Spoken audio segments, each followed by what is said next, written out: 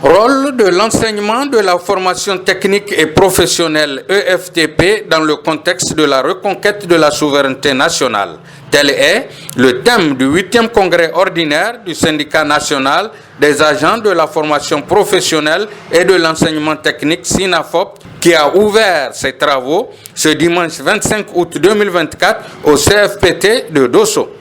Présidé par le secrétaire général adjoint du ministère de l'Éducation nationale, de l'alphabétisation, de l'enseignement professionnel et de la promotion des langues nationales. Prévue pour durer du 25 au 26, cette cérémonie a vu la participation du secrétaire général de la préfecture de Dosso, de l'administrateur délégué de la dite commune, du secrétaire général de la Confédération démocratique des travailleurs du Niger CDTN, des secrétaires généraux des syndicats amis, des membres du bureau exécutif national Ben Sinafop, des membres de la commission de contrôle et des activités financières CECAF, les membres des différentes coordinations régionales, les militants sympathisants du SINAFOP et plusieurs autres invités. Après le mot de bienvenue de l'administrateur délégué de la ville de Dosso, plusieurs orateurs se sont succédés, dont entre autres le SGA du ministère de la formation professionnelle qui, dans son allocution, a invité les congressistes au sens de responsabilité dans le choix de leurs dirigeants. Mesdames et messieurs, chers congressistes, la volonté de la ministre, conformément à la lettre de mission à lui confiée par le président du CNSP,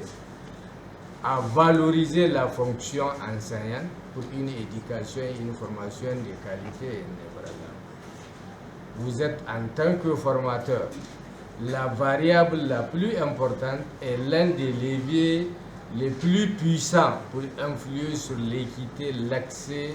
la qualité de l'éducation et de la formation. Votre rôle est donc primordial dans le devenir de notre nation. Le choix du thème de votre congrès, rôle de l'FPT dans le contexte de reconquête de la souveraineté, vient à point nommé car le développement de tout pays est tributaire de l'enseignement professionnel, pour ne pas dire l'enseignement technique et la formation professionnelle. Après 2 jours d'intenses travaux, le camarade Hamidou Mohamedou a été plébiscité par ses pairs au poste de secrétaire général du SINAFOP. À la fin des travaux, un nouveau bureau a été mis en place.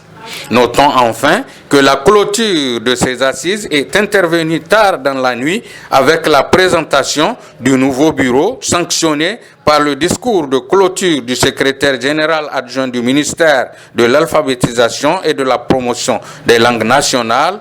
en prodiguant des sages conseils à l'endroit des membres du nouveau bureau.